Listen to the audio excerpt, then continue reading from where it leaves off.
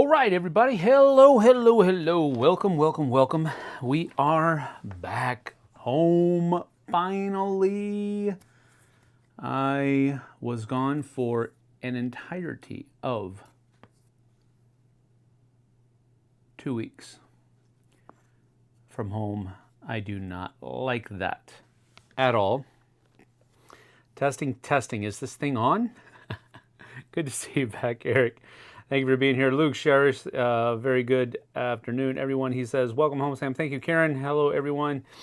Hello, hello. Thank you very much for joining me here. This is our first fireside chat of, well, it's not our first fireside chat of July. I tried to do one last week from my grandpa's house.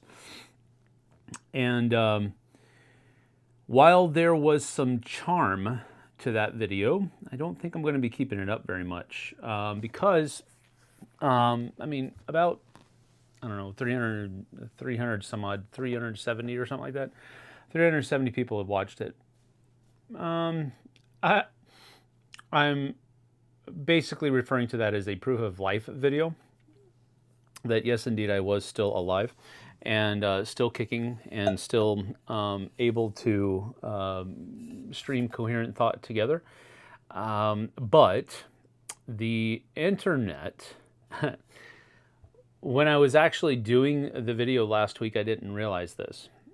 I thought it was just some of the spectrum kerfuffle that was going on in Texas at the time. But while there was a spectrum network kerfuffle going on in Texas at the time, that's one of the reasons why my phone wasn't working very well. I was hotspotting, using my phone as a hotspot to stream last week, that live stream from my grandpa's dining room, kitchen, and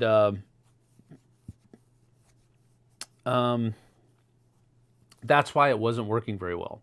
Normally the hotspot, we've used the hotspot before to actually live stream a playthrough up in Calgary, and it went decently. It wasn't great, it wasn't perfect, but it worked a lot better than it did last week. So the spectrum kerfuffle is the main reason why. But the reason I had to use that, I thought the spectrum kerfuffle in Texas, how many times am I going to say that word? Anyway, I thought that's why the internet wasn't working well in my grandpa's house. Talking to my cousin, and yeah, he had the internet turned off. So there was no internet at the house. I thought it just wasn't working because of Hurricane Beryl or whatever it was called. I think it was Beryl. That came through at the beginning of the week and messed up, apparently, and I don't know all of the details here, but apparently Spectrum decided to put their main hub for all of their network in the state of Texas right smack dab on the Gulf Coast. Who made that decision? Doesn't make any sense to me at all. But there you go. Vanessa is here. Vanessa, hello, hello, hello. So happy you're back. I am too. But I'll miss the retro wallpaper. Right? Yeah, the retro wallpaper will be missed. That is for sure. Yeah, it was. Yeah. I almost spilled there. All right. So, oh my gosh. So the flight down to Orlando was actually pretty good. Delta did a great job. Had us there lickety-split, left on time, got there on time. Our flights coming back. Our flights coming back was American Airlines. And let's just say that we are not going to be flying American Airlines again. All right, so if we have anything to say about it. Because flying out of Orlando, first of all, Jesse's and the kids' flight left okay from Orlando. They went up to North Carolina and had a layover there. Layover there, the gate that they were leaving from changed, I think, 3 times, and they were delayed a couple of times as well. So it took them longer to get home than we originally planned. They were going to be getting back late anyway, and it just made them get back later, which made the drive home. It's another 3-hour drive from the airport back to our house. My flight from Orlando was delayed for, I think, an hour. And then once we actually got boarded onto the plane, we sat on the tarmac for another 2.5 hours because of weather systems that were in the area and weather systems that were basically in between Orlando and DFW, where my connecting flight was. So we have to go back to the airport. We have to go back to the gate. We unload from the airplane. And now we have to wait 3 more hours, or 2 or 3 more hours, before we can load back in and then take off. Well, by that time, I've already missed my connecting flight in DFW. There's no other flights. Now I have to stay overnight in the airport because it was a weather thing that made me miss my flight and all that other kind of stuff, and I have to stay there overnight. They don't have hotels. They don't provide anything for you. So, okay, they did do their due diligence, and they put me on the very next flight in the morning, and I get to San Antonio. I'm able to, basically, I had an appointment Tuesday morning at the bank. I called the bank and moved it to 1 o'clock so that I could go to the house, at least take a shower, freshen up a little bit before I had to get over there. So that's all well and good. Super duper, absolutely cool. My flight from San Antonio to here. First of all, the flight that I had planned on Sunday afternoon got delayed so much, I think by 2 hours, so much that I was now going to miss my connecting flight in DFW to go back to Spokane. So I get on my app, which is cool. They have a pretty cool app. I get on the app and move everything around, and I actually get an earlier flight so that now I have an actual 2-hour layover in DFW instead of missing my flight altogether. So fine and dandy, super duper cool. Land in DFW. Look at my app. My connecting flight from DFW to Spokane has been delayed by an hour. Okay, I didn't need to get the earlier flight. No big deal. It's not a big deal. Okay, no worries. So instead of leaving Dallas to fly to Spokane at 5 o'clock, I'm now leaving at 6 o'clock. Okay, no big deal. About half an hour goes by. Now I'm delayed until 7 o'clock. And another hour, time passes. Now I'm delayed until 9 o'clock. Now I'm delayed until 10 o'clock. And I'm not going to get into Spokane now until midnight. Realize that I was expecting to be home by midnight with a 3-hour drive. So our flights through American Airlines from Orlando through North Carolina or to San Antonio, through Dallas, Fort Worth, and then back to Spokane, every single flight except for the kids and Jesse's first flight coming out of Orlando, every other flight was delayed and moved gates multiple times. So if you have any desire to have any kind of punctuality or reliability, stay as far away from American Airlines as you possibly can. If it had just been the Monday after Dice Tower East, when Beryl was coming through, I completely understand it. They get a free pass on that entire day. No worries whatsoever, I get it. But the weather on Sunday, yesterday, was immaculate. Immaculate. I have no idea what happened, but it's kind of unacceptable. Not cool at all. But that's my rant. The Anthonys are here. Hey, Sam, long time no see. You got that right. You had a great time. I hope you had a great time. I did have a good time. It was a kerfuffle getting all of us home. That is for sure. That is true, Jess. I can't imagine having a 3-hour drive back to the airport. I only have only about 25 minutes from our airport. Did you have to sleep in the airport? Yes, I did. In Dallas-Fort Worth. On a carpet that smelled like dirty feet.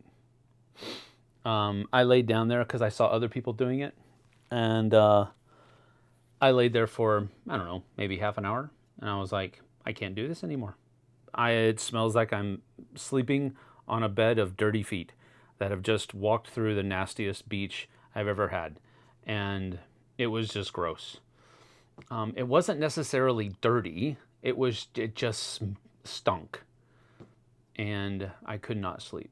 So I propped my legs up on my wheel bag, my carry-on wheel bag, and tried to get some shut-eye that way.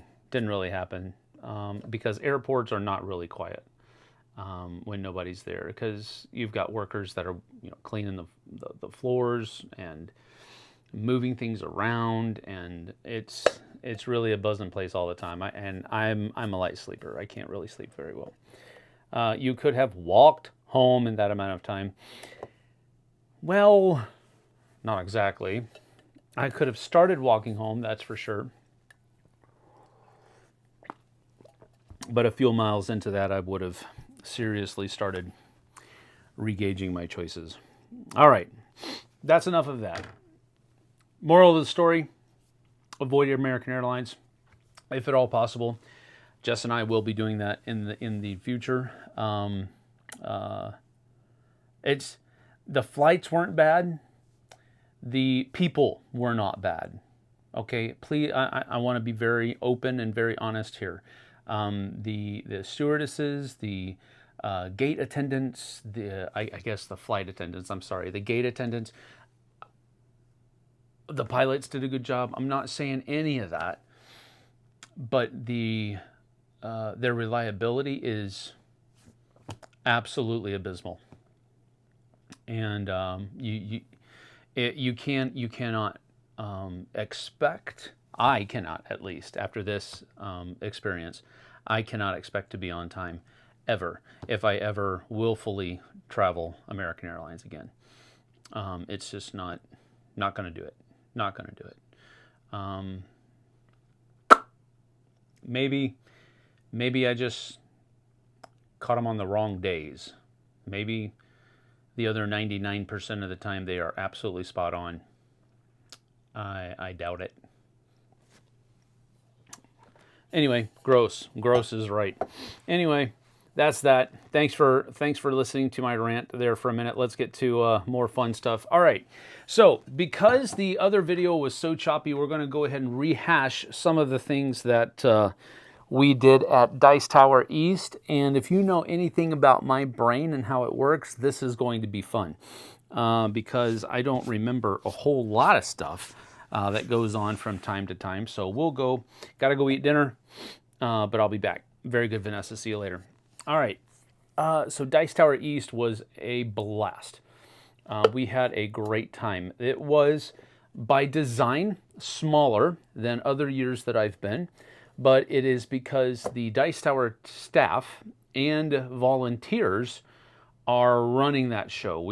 They no longer hire out a team of people to run the convention for them. They are, in essence, the Dice Tower staff are the people that are in charge, and they have lieutenants and team leaders and volunteers that are helping run the different areas of the show. So it is largely a Dice Tower staff-run convention. And because of that, they wanted to downsize a little bit, but now they are starting to grow again because they have run it a couple of years at lower numbers, and so now they're going to open it back up because they think they've got it to a science. So that's what's going on. So it was smaller than I remember it. Let me just put it that way. This is the first time I've been back since I left the Dice Tower. So that was a cool thing. The you know, generally speaking, a very welcoming environment. And I thought it was just a great time. The Caribe Royale is a great hotel. Um, a bit pricey, I guess, but very nice, and very comfortable. If you live in the area, I think it would be, unless you just couldn't do it, I wouldn't understand why you wouldn't go to the Dice Tower East, because if you live in the area, you're not having to pay any of the rates of the hotel or anything like that. You can just show up. Parking is a little bit of a headache, or it can be, I guess, but you might have to walk a little bit further to get to and from your car. But if you live in the area, I think it's a no-brainer to go to Dice Tower East. But even if you fly in, they do give you a break, as far as, at least I think so, as far as rooms are concerned. Some people decide to get villas, and that's expensive. So you have to gauge that. But the villas are nice from what I've heard. I've never actually been over into one of them. But the hotel rooms are nice. You can usually fit 6 people in there, if you all don't mind bunking up with another person. There are two queens, and then a pull-out queen in the suite bedrooms, I guess what you would call them. The pool is amazing. The breakfast buffet in the mornings is really good. They do have a Starbucks in the main lobby, so you can get your coffee fixes there. And if you prefer breakfast and those kinds of things. The other places to eat in the hotel proper are quite expensive. The sports bar is not bad. It would be what you would probably expect to pay at any other kind of restaurant, slightly more because of it being convenient. But there's also a marketplace where you can go get sandwiches and salads and all of that kind of stuff. Then they also have a chop house, steakhouse.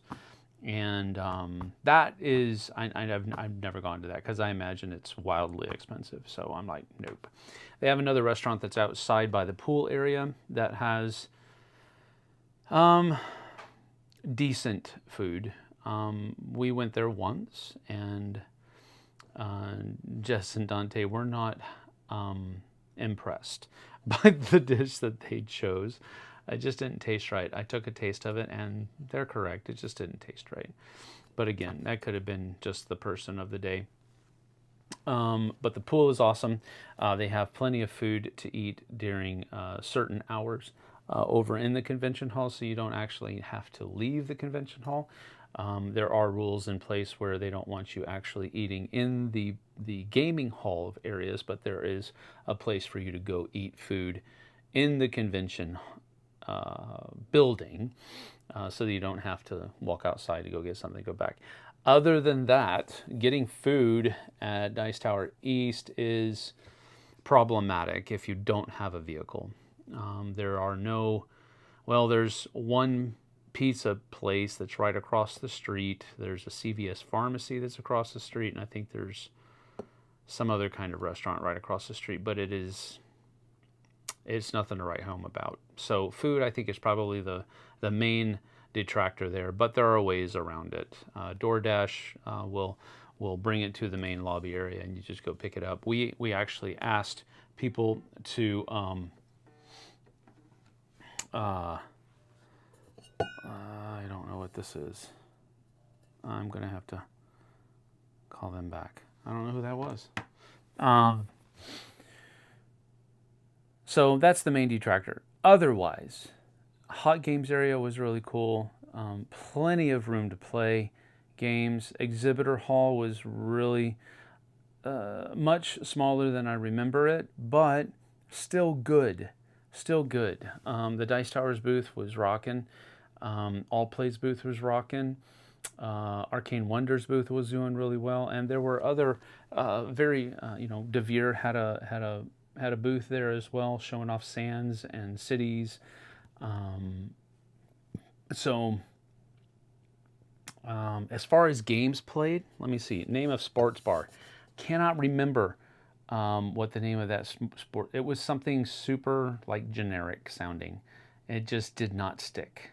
We went there, I think, 3 times, and I still can't remember the name of the bar.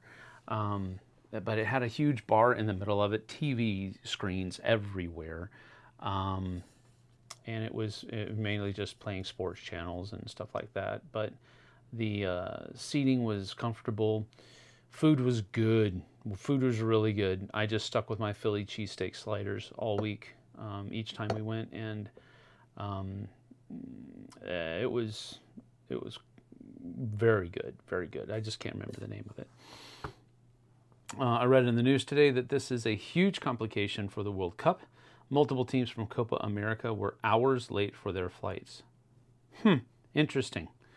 Hi all, Tom is there. Hey Tom, good to see you. Only here for about 15 minutes, have small group Bible study night. All right, well cool, good to see you. Thanks for stopping by. Indian restaurant across the street. Yeah, Indian restaurant across the street. Whatever. Name of sports bar, I cannot remember. Stefan is here. Good to see you, Stefan. Thank you for being here, buddy. As far as games played are concerned, we played, let's see, the first night we went and we played in the open gaming area.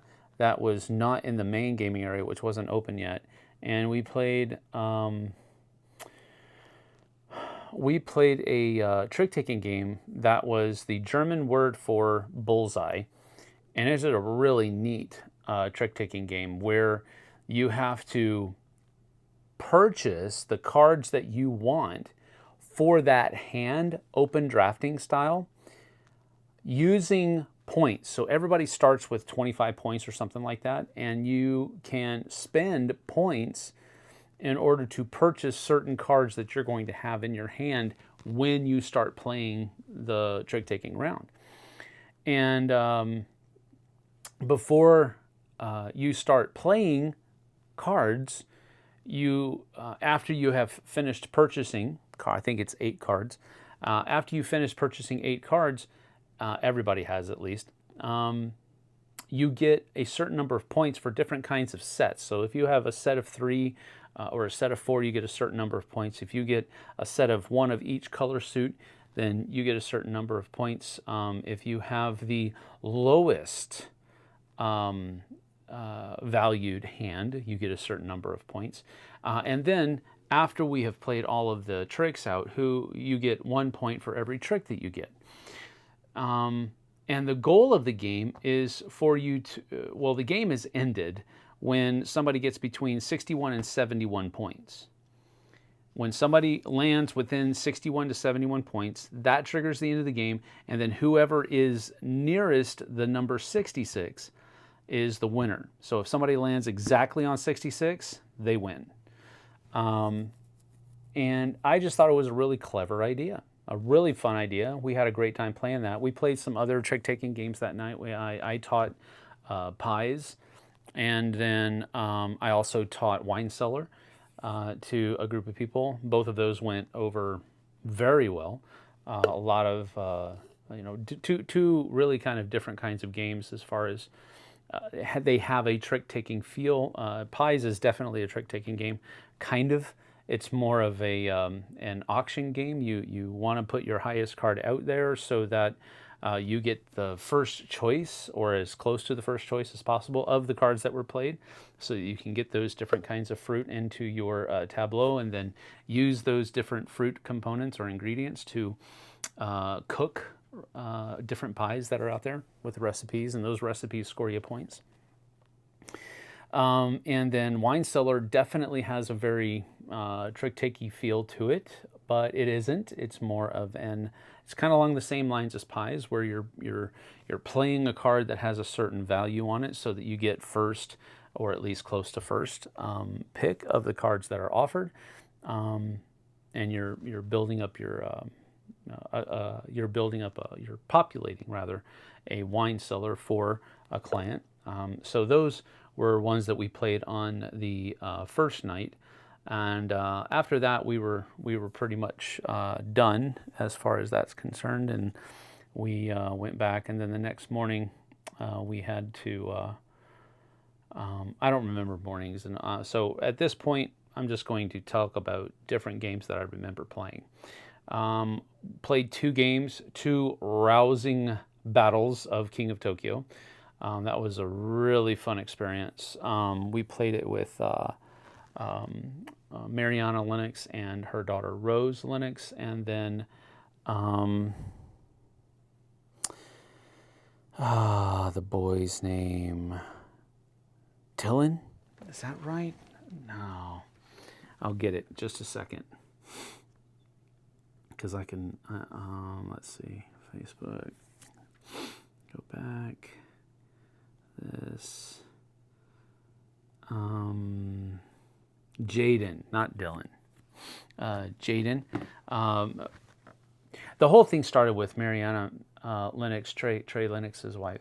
She came over. We were walking around the hall and not really looking for something to play, but not really having anything in planned. And she comes over and says, "Hey, would you come over and play King of Tokyo with us? Rose really wants to play King of Tokyo, and she's being shy. She doesn't want to ask people." And I was like, "Yes, we will absolutely do that." So Jess and I sat down, and Daphne eventually sat down as well, and Daphne had never played King of Tokyo before. So we were teaching Daphne how to play, and Jaden, another boy, came over, and he said, "Hey, can I play?" And he had this big old grin on his face. He's such a cute kid, and I could not say no. And we had, of course, one person left, so I was like, "Yeah, sit right here. Here's your monster." And well, we went off. We had a blast. I mean, trash talking, taunting people. Rose and Jaden were like teaming up every once in a while, and then Rose and Daphne were teaming up a little bit, and it was just a really fun experience. I actually, we were just hamming it up the entire time, and it was. I actually won both games in ways that I've never won the game before, which I thought was a very interesting experience. But it was just really fun. Daphne was at 19 points. She was trying to get that last. I was in Tokyo, the second game. I was in Tokyo. I had like 2 hit points left. She had 19 points, and she was determined to win the game on points. She kept trying to roll ones, and she could not. She could not roll any points, and left me alive. And she had 5 hit points left, and I was able to, of course, because I'm such a good dice roller, that's not true. I was able to get 5 hit points on her and knock her out of the game. That was very cool. The first game I was able to. I was in Tokyo again, and I was able to roll enough damage to knock everybody down, and then play a card that knocked a couple more people out, and that's how I won the game. So it was just. But the thing, it wasn't about the win. It was about the fun that we had playing the game. It was about the journey, and it was just a great time. Definitely one of the highlights of East for me, and I think for probably Jess too. But so we played that. I was able to teach a game of. I was able to teach harmonies to a bunch to Jess, and there were a couple other ladies there, and that was a fun time as well, because they got to learn how to play harmonies. And then after that, we played switchbacks from All Play, and that was fun as well. I taught switchbacks, pies, and wine cellar a lot. Switchbacks and pies, I'm going to be doing reviews of this week, and I think both of them are going to go up on the Dice Tower. So one for this week and one for next week. But and then there are other games that I'm going to be able to pull out and start reviewing for the channel here. But those were the games that we played a lot. I was able to play Grand Central Skyport again. That was a fun experience. Played that with Tom and Mary Beth, and that was a good time. I wanted to play Dabbawala, but I forgot that the rules that are in our copy that JT brought back from the Atom event have the German rules in it. So, and I didn't have the Wi-Fi in the main convention hall for Dice Tower East was not very good. You basically couldn't get reception in there. So that was fun. Was able to teach a game of Metro Runner to Tom and another gentleman. That was a fun experience because I had played it 2-player with JT once, and that was my only experience with it so far. But I was able to teach Metro Runner to them and get a 3-player experience.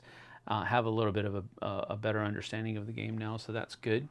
Let's see here. What else? What else?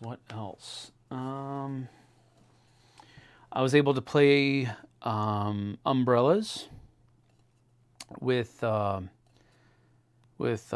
Radcliffe from Board Game Co., and that was really fun. As soon as I'm able to pick up a copy, I probably will. It does have Vincent Dutrait's artwork on it, but it's a kind of artwork that isn't what I would normally go goo goo gaga over. So Vincent Dutrait's artwork is one of the lower reasons why I want to pick up this game. I really enjoyed the gameplay. And it seems like it would be a very thinky, puzzly kind of game, and it kind of is, but the turns go so quickly that it doesn't feel like it gets bogged down in thinky crunchiness. So I really enjoyed Umbrellas. I was very surprised with it. We were also able to play Star Wars Bounty Hunters, a little card game where you're trying to collect different heroes and send those heroes off to go pick up different bounties and collect money and credits and all that other kind of stuff. It is not thematic at all, but it was a neat card game. I was able to teach that to another kid that was there, and that was a kind of a cool thing for me as well. I was very happy with the fact that that kids felt comfortable enough to come up and play games with me. That's just a cool thing for me personally. So that's another highlight. We also played. Oh, what's the name of that game? Dadgummit. Starts with an M. Oh, I want to say Monolith. Monolith is the name of the game. It's by Simon, I think. Don't forget Far Away. Yeah, we'll get to Far Away. Piece of doo-doo. And I'll explain why in a little bit, but let me see. Monolith? All right? Yeah. Yep. So Monolith, Monollyth, was a very pleasant surprise. Phil Walker Harding is the designer, and it, as I've talked to other people, it very much feels like a Phil Walker Harding. So you basically have a bunch of shapes, cubicle shapes that are around the board, and you can move you can move the piece 1 to 4 spaces, I think. And where you land is the piece that you get to add to your tableau, and you're trying to build a monument or a monolith that is in a 4-player game 3 spaces high. So once you finish your 3rd level, that's when the end of the game can be triggered. But on top of that, in the center of the board, there is a pattern or a structure that everybody else is also trying to build at the same time. And if you can do that, you get extra points. You're also going to be able to score points equal to what you predict each of your faces will be, and how many cubes will be of the correct color for that side of your monolith. You get extra points that way. It's a really neat game. Really neat game. Has a very high component quality as well. This is another one that I'm probably going to be picking up as soon as I possibly can. Now, it is from 2022, so I'm just behind. I'm just behind on this one. That's the long and the short of it. But I really enjoyed this one. It was a really fun game. A lot of games. Did you work at all? The cool thing about my work is that playing games is work. Love the T. Yeah. This is one of my favorite t-shirts and most people don't get it. Ripley Hicks, it's the only way to be sure, 2024. If you know, you know. Thank you for that. I did work earlier this morning. I posted a top 5 list that I did with Robert Geislinger and Ryan Bruns, both from Arcane Wonders, and a buddy of mine, Jim Pridgeon, that I've just known for a long time. We did the top 5 hobbies that are adjacent to board gaming, and so that's a pretty cool list. You can go check that out. It's an awesome, I'd wear it. Very cool. Thank you, thank you.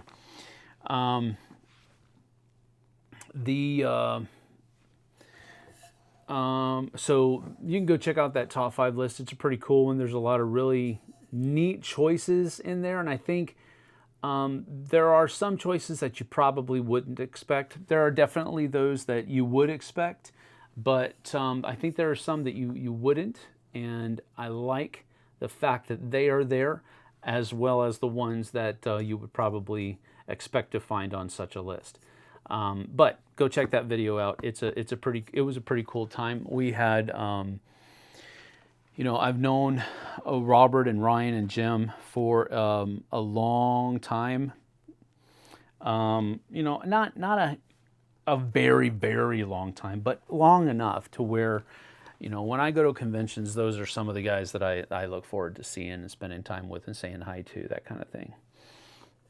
It is good. Well, thank you, Eric. I appreciate that. Another game that we played, it was taught to us by another couple that was there, and I can't remember everybody's name, and I apologize for that.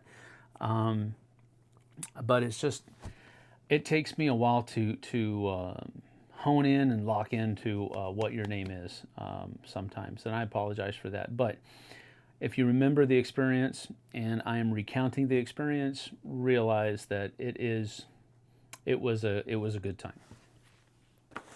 And Forced Shuffle is another game that we played. I was introduced, taught it at the game at Dice Tower East, and I picked this up at Night Watch Games in San Antonio immediately after I got there, because I actually went there Tuesday as soon as I got to San Antonio. The bank appointment that I had got canceled because their network was down because of the Spectrum kerfuffle. So I went to Night Watch Games just to say hi to Porik and Brenda, and to see about when we could get together and do some stuff, play some games.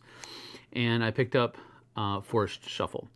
And then I went to another game shop in San Antonio called Printed Meeple, and they had the expansion, Alpine. So I was actually able to pick up the entire game this weekend after I played it, because I liked it that much.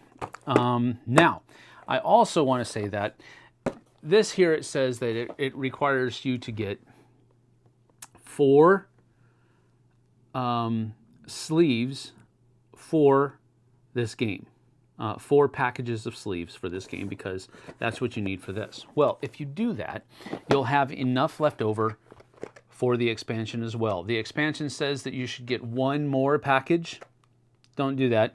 What I did was I just put everything except the cave cards in sleeves, because the cave cards are only going to sit on the table. You're not going to handle them at all during the course of the game. And you'll put things underneath them, but you won't actually have them in your hand. All of the other cards in the game I sleeved. I usually don't sleeve cards because I don't like how they sit on the table. I don't like how they fall over and slide all around all over the place. I usually don't sleeve cards. However, the copy that we played, was the cards were wrecked because it was from the library and it had been played so many times.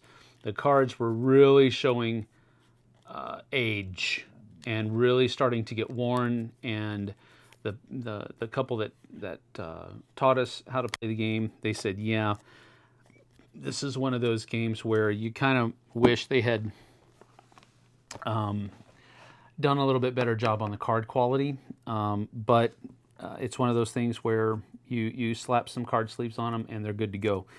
But I did want to share that with you. The core box says to get 4 packages, and if you do that and you sleeve everything but the cave cards, you have enough for the entire box and for the 35, or I think 30, what is it?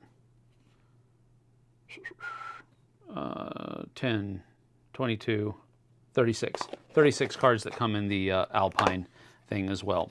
So keep that in mind. If you are going to pick up Forest Shuffle, you will want to get card sleeves. You will want to do it. Even if you don't normally do it for this one. And the Gamegenic card sleeves are good. They're probably not the cheapest, but they are good. I got the semi-gloss ones, I think, and it really takes care of the game well. But if you buy 4 packages, don't buy a 5th, because if you have enough for all of the cards in the expansion with the 4 that you have purchased from the base game. The 4 packages. So that's it. I'm really looking forward to diving into this game more. I was able to teach it to Lewis, Spurs fan here on the channel, and Matthew Rose. I was able to teach it to both of them over the weekend. And Matthew, at least, was like, I'm going to buy this game. This was fun. So there's that, Forest Shuffle. So that was another cool one that came out. I was also able to pick up, I am going to be doing, the thumbnail said we're doing an unboxing. We are doing an unboxing, but this is the first part of the unboxing. How's that? Board Game Brie is here. What's up, Board Game Brie? Hello. So good that you're here. I appreciate you. Kerfuffle is a new drinking game on this episode. Yeah, do that. It's a fun word. It's a fun word. Let's see, the top 5. Forest Shuffle is on my list. It should be, Luke. It's a good one. I like sleeves other than the slipperiness. Yeah, me too. I do like sleeves and how they protect your game and they add to the longevity of your game. I get all that. I absolutely do. But especially in games where there's a lot of cards, they just kind of slip all over the place. And you have to usually have, when you would normally only have 1 stack of cards, you have to have 2 because they're just sliding off of each other. But that's the way it is. It's always happy to see you. Thank you, Brie. All right, so these are some promos that I picked up at Dice Tower East from the Dice Tower booth. So I was able to pick up the Orator. Has Z on one side and Mandy on the other. So pretty cool, pretty neat. This is for Atlantis, Rise of not Rise of Atlantis. Is it Rise of Atlantis? No, it's Atlantis Rising. Stupid, dumb. All right, so this is for Atlantis Rising. So I picked this up from the Dice Tower booth. Picked up a couple more card packs for Onitama. So that's pretty cool. This is called the Hornet and the Cat. And there's another one in there that is, I can't remember the names of them, but they're basically just mirrored. These have 2 mirroring cards, and this has 2 mirroring cards as far as moves are concerned. So that was pretty cool. Also picked up some stuff for JT because he likes all of those Garfield games. So I picked up a bunch of promos for the Garfield line of games. I don't even know which ones these go to. I also picked up one for Aquatica as well. So all of these are going to JT. Hopefully he doesn't have them already. He probably does, but there's that. Then I picked up the Flamecraft promo from the Dice Tower with good old Tom, the Spice Tower. Double a good you have or gain 5 of any one good you do not have. And so there's a whole lot of points here at the bottom for those different things when you place animals there. And of course it is a wild thing there as well. So, oh, there's 2 in here though. I didn't know that. I wonder, let's see. Oh, and then I have a Flame Starter statue. I didn't even know this one was in there. Flame Starter statue. If the shop is full of dragons, take all 3 dragons here into your hand. Oh my. Goodness gracious. A lot of points at the bottom of this card too. Goodness gracious. Look at that. So that's a pretty cool thing. Add that to our Flamecraft copy. And then I also picked up a couple of... this one is a couple of the Halt cards for Dutch Resistance. Orange. Oh my gosh. My brain is just not working well today.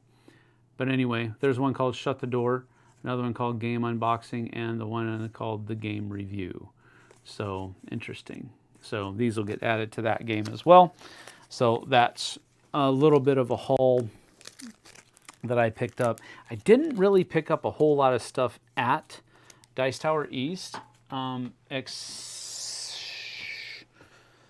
because we were tight on space, and I was trying to conserve space because I knew I was going to be taking stuff back from San Antonio from my grandpa's house.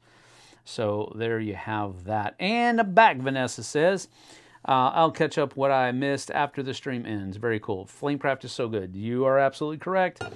Spice Tower promo is good. Orange shall overcome. Thank you, Stefan. I appreciate you. Orange will overcome. Orange shall overcome. King James or non-King James, whatever. So let's see. Let's see. Trying to think of other games we played. And I'm drawing a blank, so I'm just going to move on. Fly out to San Antonio. Family flies back here home, and that was last Monday. Whew, it's been a week. Goodness gracious. And the reason I was going to San Antonio, just to recap, is because my grandfather had passed away. Great man. He's going to leave a huge hole in a lot of people's hearts, but he was a believer, and if you're a believer, he is where he wanted to be. It's where he wanted to be for a very, very long time. In the presence of his Lord and Savior, and with his wife, his bride, and with his 3 daughters, and all the other saints. I can't be happier that he is there, but I am sad that I'm going to miss him. I'm going to miss calling him. I'm going to miss talking to him. I'm going to miss his jokes. I'm going to miss his sense of humor, his goofiness, and one of the coolest things about last week is just being able to go through the house and look at all the pictures that he held dear. Look at all the lives that he had impacted, and be able to take some of that home here. I shipped it home, so it's not actually here yet, but I didn't have time, and I didn't have room in my luggage for most of it. But it was just a really cool thing to, it was also surreal because it was the first time in my life I had ever been in San Antonio when he wasn't there. And it's the first time in my life that I'd ever been in in the house when he wasn't there. Now, the last time I was there, the last time I was in San Antonio, he was in the hospital while I was there. So I was staying in the house and he wasn't there, but he was still there in the city. So that was a little surreal. And that hit kind of heavy after a couple of days. But he was such a good man. And he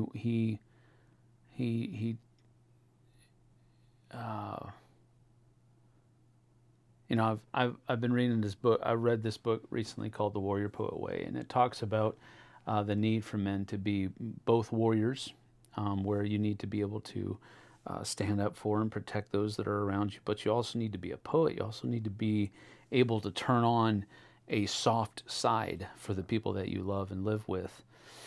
And that's exactly what he was. That's exactly what he was. He was, he fought for our country in the Korean War in the Navy. He was a warrior there. He came back home after the war and joined the fire department, and he was a warrior there. But he also had the talent of being incredibly soft-hearted and soft and gentle.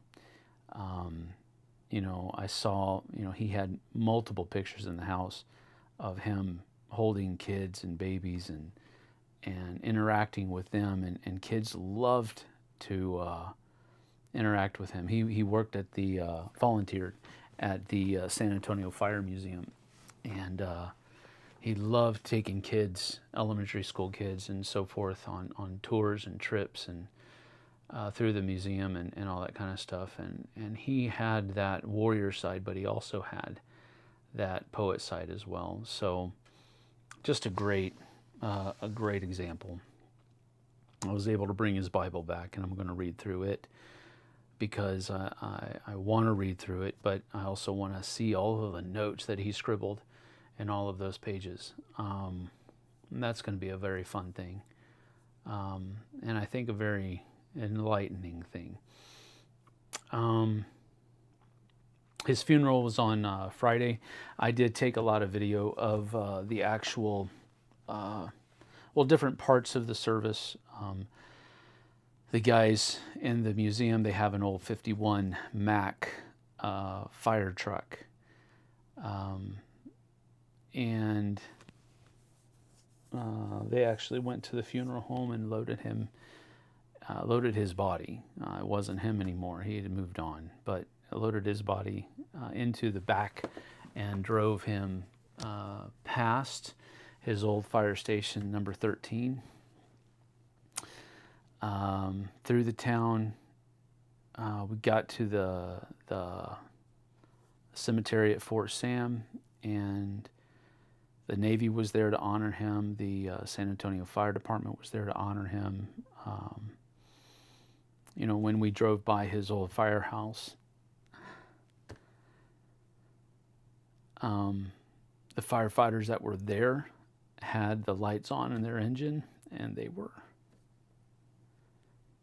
standing in front of their engine and saluting as he was transported by. And when we got to the cemetery, the same thing.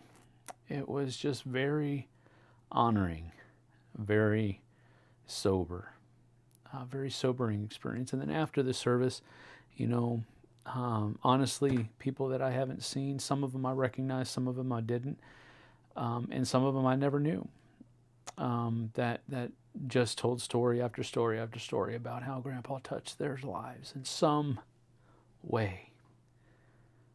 And it was a very cool thing. It was a very cool thing. So that was on Friday. On Thursday, and I've got a little short vlog that I've put together, and you'll see part of this in that. But I was able to meet with Andrew Lowen and Bubba Stallcup. Andrew is from Lowen Games, the designer of Deliverance, and Bubba Stallcup is from Love Thy Nerd. We met at Mod Pizza and out at Loop 1604 and Blanco Road, and we played we played 3 or 4 rounds of the new Council of the Fallen expansion for Deliverance, and so that was cool. A lot of cool things coming ahead. So keep your ears to the ground on that, because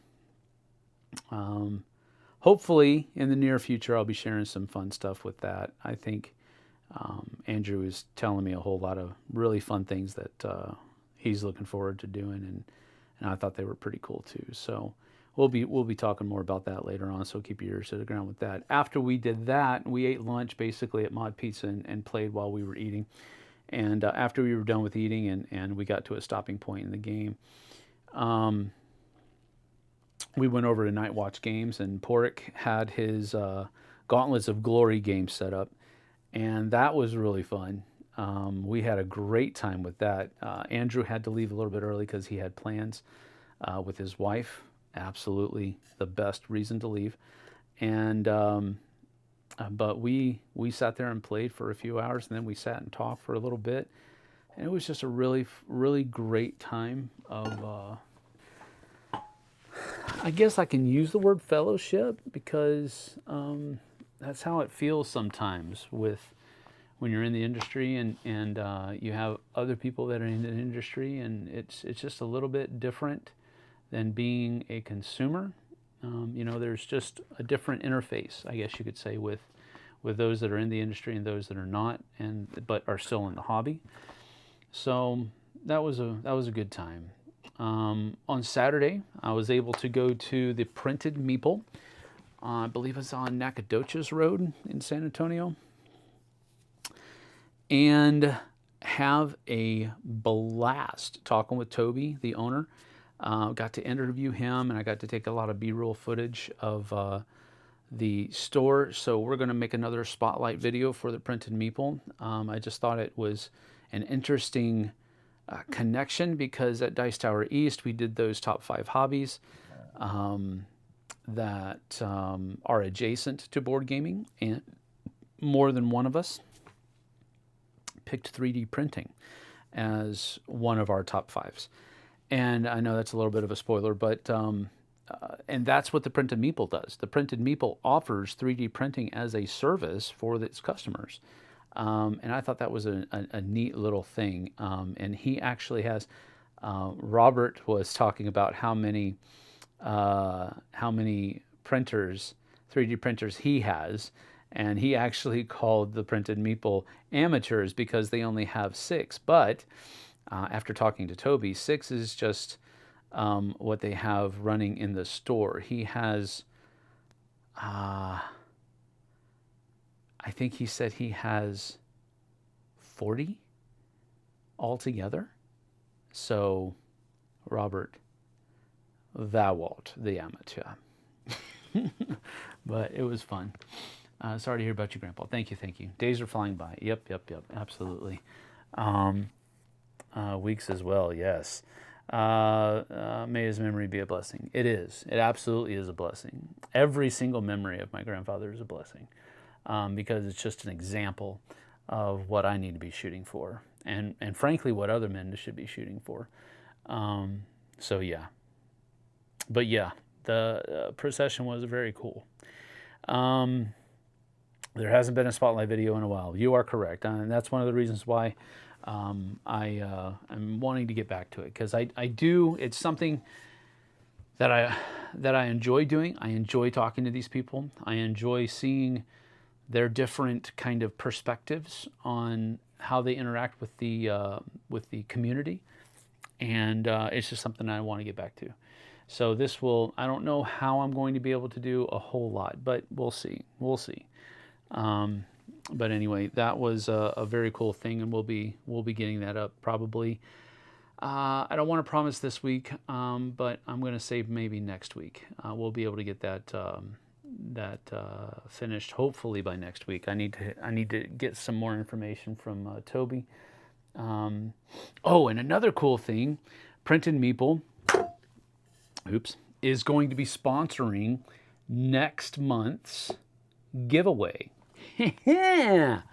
I I talked to him about it, asked him about it, and he said he was absolutely willing to do it. So there will be more information about that next month. But next month, Tom, also our moderator here on the channel, one of our moderators, he also donated a game for next month's giveaway.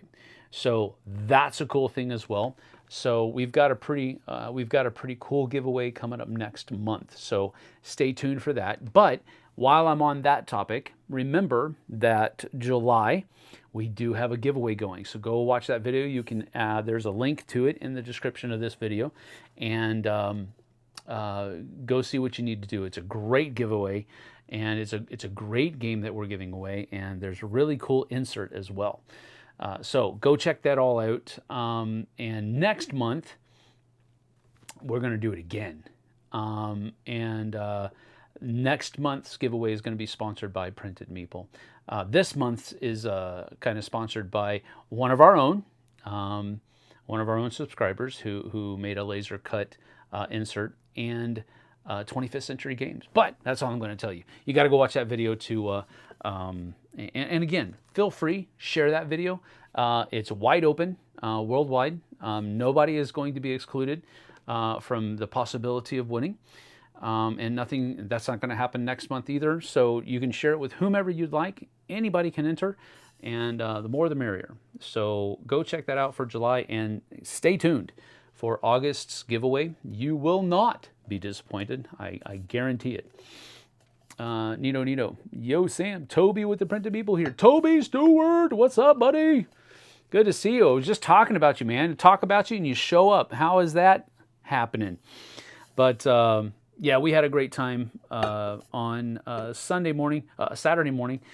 Toby was very gracious and actually met with me about an hour and a half before his store was actually going to open. And on top of that, he was running 2 tournaments that day as well. So it's like he cut some time out of his schedule, a very busy schedule, to sit down and talk with me for a little bit. We actually got to run a couple of rounds. Daniel, one of his kind of core community members there at Print and Meeple, taught us how to play sand, and we played through a few rounds of it, and we had a good time. It was a fun game, and it's really fun to spend time with them as well. So very, very fun. I'm not sharing. It hurts my odds. Well, that's selfish, Eric. Don't do that. I'm excited about next month's giveaway. Yeah, I know you will be, Toby. It's going to be awesome. So that is cool. Thank you for being here. Oh, bless you for the worldwide. We Aussies usually get cut out of U.S. comps. Yeah, well, it will be more expensive for us to get it to you, but it is what it is, right? I think it'd be it's better to be a blessing than to withhold that blessing. All right, here we go. More unboxings coming up. Here we go. All right, so these are a couple of boxes that we got in the mail. Ah, this is from Inside Up Games. I know what this is. Don't look at my address.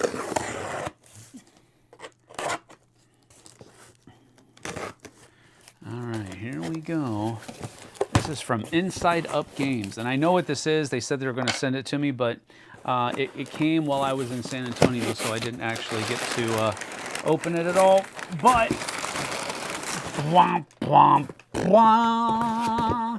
Terminus from Inside Up Games. Just want to make sure there's not anything else in here. There is not. So this gets to go over here. All right, where did I put it? There it is. All right, so Terminus.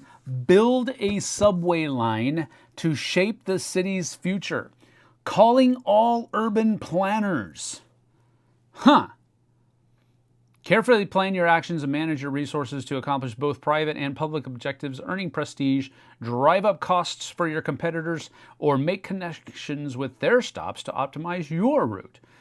At the end of 3 years, the project comes to an end, and the player with the most prestige points wins.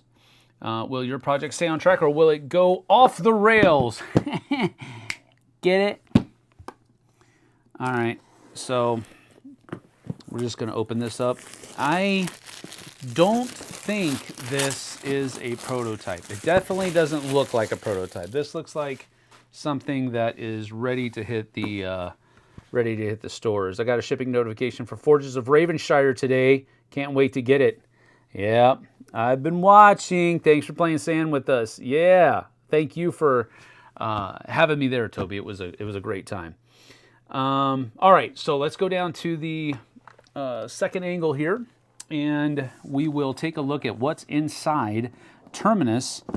Earl Aspiras and Tom Volpe. Art by Edu Valls.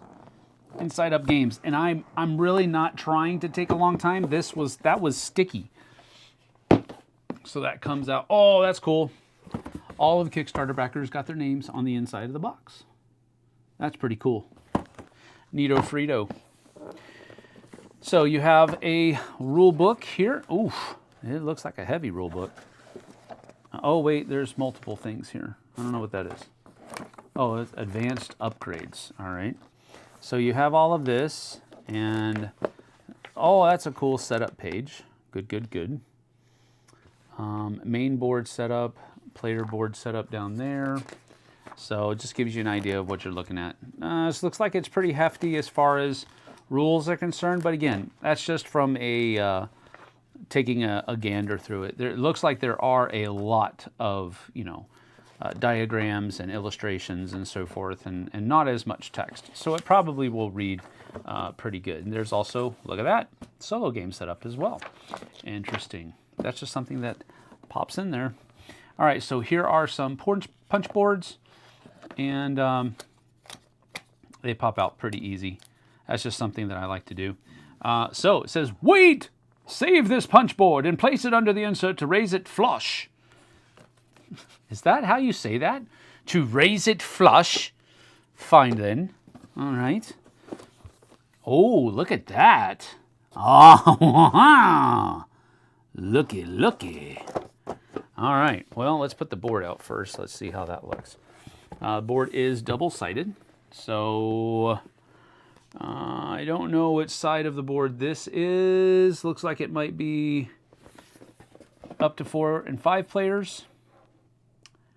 And Old Cross, Chippers Row, McClellan Heights, Tarragon Hills, Knightsbridge, Upper Ward, Verdant Park, Green Park, get it? This looks like it's the solo or 2-player game side of the board. So 1 to 2 players on this side, and it looks like 3, 4, and 5 go over here on this side. So, neato Frito.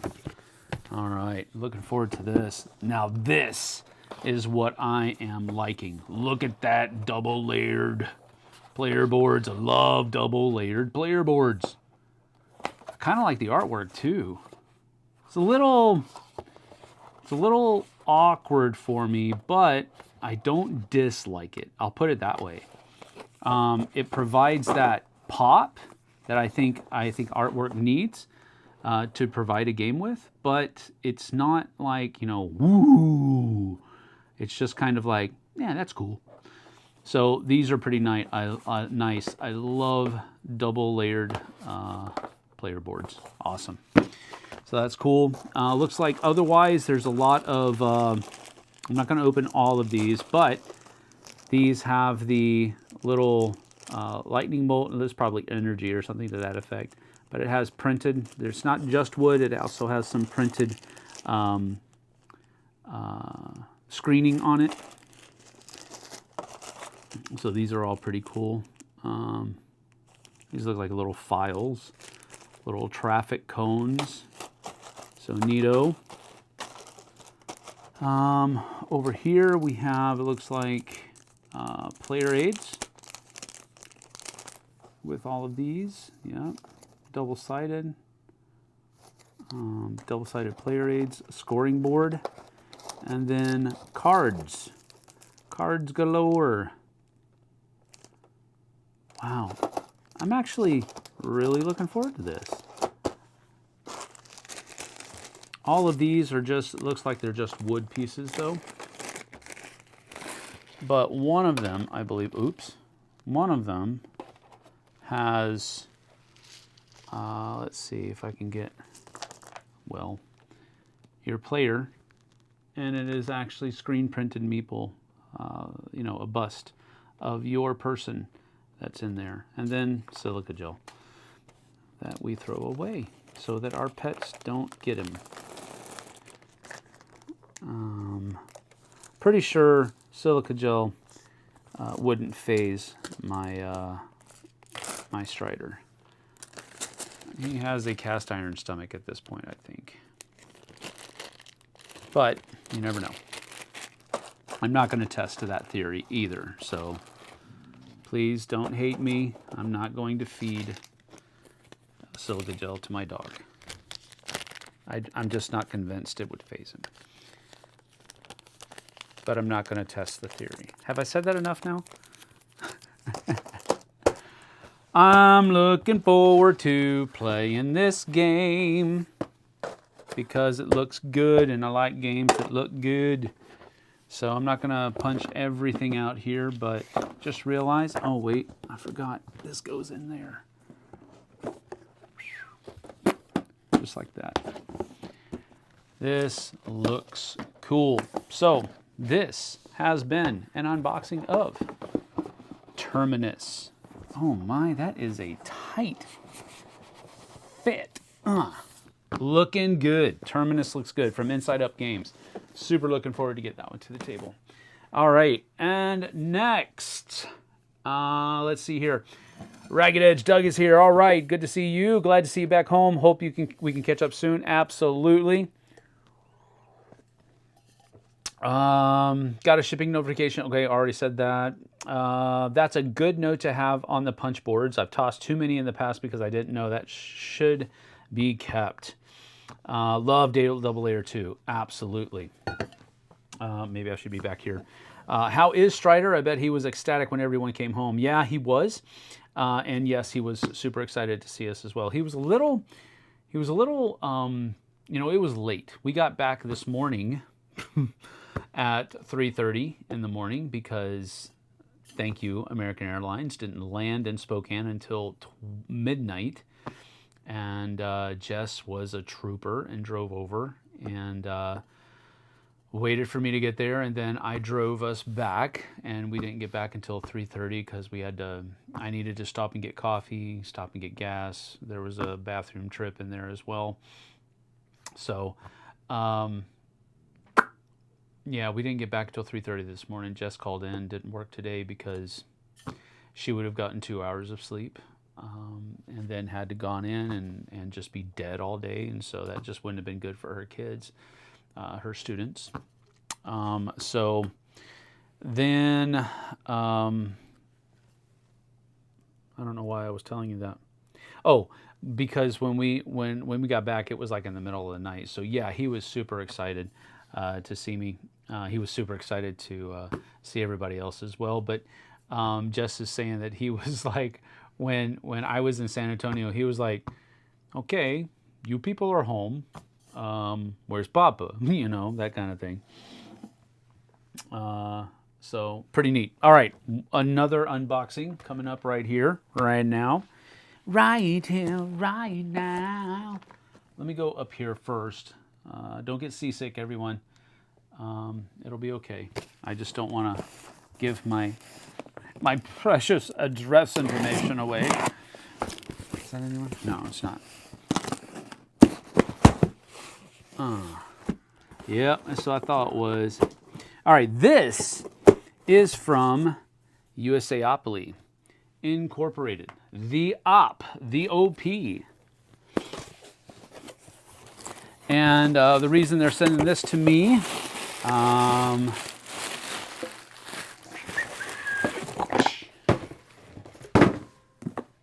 the art project. So the reason they're sending this to me is because I am going to be working the booth at the OP for Gen Con. I'll be there with Love Thy Nerd, and Love Thy Nerd is contracted with the op to help run their booth. And so I will be the LTN representative. I think, well, I'll be one of the LTN representatives at the op, and I'm going to be running games of the art project, which is really cool. I'm very excited for this because, oh, there's a limited edition poster included. I really enjoy this game. It's very fun. It's one of those kinds of puzzles that has I do already have a copy of that game. Here's the thing though. I'm opening it up and I'm showing you everything that's in here. But guess what? I'm going to double check with the op just to make sure. But I'm going to try to give this away. Because I do already have my own copy of it. I purchased it. So here's the little poster that comes in it. It's really neat, actually. I haven't put my poster up yet, but it's a really nice poster. Is that your poster? That's a nice poster. Just the cover of the box, basically. But it's really neat. So that comes in the game. You also have a little postcard. Oops. Come on. And it is actually a postcard. You can actually use it as a postcard. So that's pretty neat. But here are all of the different things here. I'm not going to punch these out because if I give it away, that's your job, not mine. So here are the boards. It comes with 3 double-sided boards, which means there are 6 maps in the game. So just a really neat thing. But it's a cooperative game where you are trying to save works of art from the bad dudes. And it has a real Monuments Men vibe to it. And that's what I liked about it a lot. So a lot of cool stuff going on here. But the artwork is, of course, by the amazing Vincent Dutrait. So already super high on my list because of that. But really neat components as well. Good dice. Nice chonky components. It's a really great game. Really enjoy this one a lot. So I'm very pumped to be able to run to run demos of this at Gen Con. So that is the art project. So we'll go back up here. LTN. Whoa! Was I just summoned? Is that what happens? How does this work? It worked. It happened with Toby. I started talking about Printed Meeple, and Toby showed up. I start talking about Love Thy Nerd, and Luke shows up. What's going on? I'm just kidding. Love a co-op. He's summoned a couple of people thus far. I know, right? It's really weird. I thought you already had a copy of that game. I did. I don't know, Luke. What do you think? Giving this away as a giveaway on the channel, you think that would be kosher? Can you reach out to Art Project? I'm sorry, the op for me about that. Because if not, I can bring it with me to Gen Con and give it back to them. That's not a problem at all. But if I can, I'd like to give it away. Maybe you can ask your contact and see what happens, because I already own my own copy of this. I told you that before when you told me they were going to send it. But yep, all is well, dude. All is well. All is good. Okay, so great game. If you are going to be at Gen Con, stop by the op booth. I'll teach you how to play Art Project. You will not be disappointed. It is a very fun game. I think it's fine. I can definitely ask. Please ask, Luke. I appreciate that. So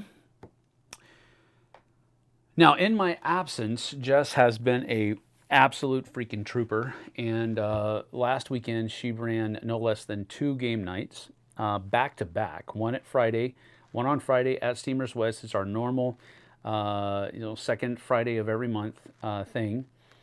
And then we also we scheduled, before I knew I was going to be out of town, we scheduled a summer hangouts game night at our church. And she ran that one too. That was a 6-hour event, and the other one was a 4-hour event. So she ran 10 hours of game events in my absence. So we'll do that because that's a huge thing. She did have some helping. Doug and Emily helped on one end. I know that David was here for the Friday night, I think, and then Doug and Emily came back for Saturday as well for a little bit. But and then Brian helped out a lot as well. Even though he has a loved one in the hospital as well, he still came by and made sure that she was okay and doing stuff like that. So I wanted to say thank you to all you guys and gals that came beside my queen and helped her get those things done in my absence. That was weighing heavily upon me, but there was I really wanted to cancel the one at Steamers West because I wasn't going to be here, but Jess was insistent, and so she's a trooper. She rocked it. Have to get going, girly gamer. See you later. Have a good one, Sam. Thank you. And of course, chatters. Yes, yes, yes. The theme reminds of a cross between Monument Men and Ocean's 11. Absolutely, Vanessa. Very good, very good, very good. So that is that. What? Okay, we're going to get back to as much of a normal clip as possible this week. We've already had one video go up yesterday. I'm sorry, this morning at about 10. I think I put it up at 10:45. Tomorrow I'll be back with It Belongs in a Museum, and Jess and I will come back with a Time Honored Tuesdays live stream tomorrow afternoon. So I'll schedule those later on this afternoon, or later on this evening, rather, at this point. So you can look for that. I will have a live review coming up on Wednesday. I'll have another review posted on the Dice Tower on Wednesday as well. And then Thursday will be a solo mode game. Friday will be a regular live playthrough. But we'll see how all the rest of that goes. And then Saturday we'll do another live Q&A. With me and Jess. So I'm going to get out of here for right now, though. It's been about an hour and a half, and I don't have a whole lot of other things to go over right now because some of the stuff that I purchased while I was in San Antonio at the Printed Meeple, stuff that I'm excited about, by the way, I had to ship it back because I didn't have any room in my luggage. So I have to wait for it to get here to show that stuff off to you. But anyway, Dice Tower, in conclusion, Dice Tower East was a raging success. Very fun time. Had a great, looking forward to next year. So glad to see all the people that were there and get to have the experiences that we had. Had a great time in San Antonio as well. In it for I was there for a sad reason, but I was able to spend a lot of good time with my cousin, Mike, who is a rock star and was a rock star, helping take care of Grandpa and spending time with him while I was not able to be there. But also took care of everything that needed to be done until I could get there as well. So he's awesome, and I'm very happy that I get to know him and spend time with him. So and spend time with great people. Lewis and Matthew, had a great time playing games with them. Played Apiary, Forest Shuffle, and Sea Salt and Paper. So just had a great time. Little afternoon, short gaming afternoon with Matthew and Lewis before I had to go back and pack on Saturday. But had a great time. All in all, can't really complain about much because I got back safely. You know, all of the stuff with American Airlines, yeah, that rubbed me a little raw, and probably going to be writing an email about that because it really can mess up somebody's schedules, but anyway, I can't complain about much because God is good, and so I'm going to get out of here. Let's see here.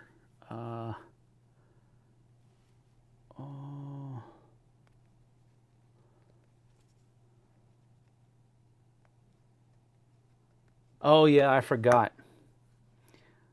Dadgummit, I'm so stupid. Why did it always default to just group top chat? Is JT here? Why did you say JT, Karen? I don't know. Anyway, good to have you back, Sam. Good to be back, Eric. Thank you for being here, buddy. I appreciate you. All right, we're out.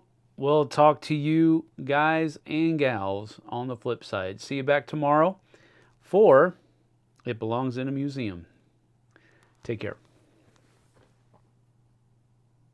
I had to watch Leave It to Beaver reruns.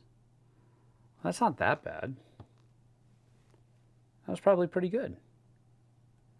You probably enjoyed it. Of course, you were probably like, you know, part of the production crew for that show, weren't you?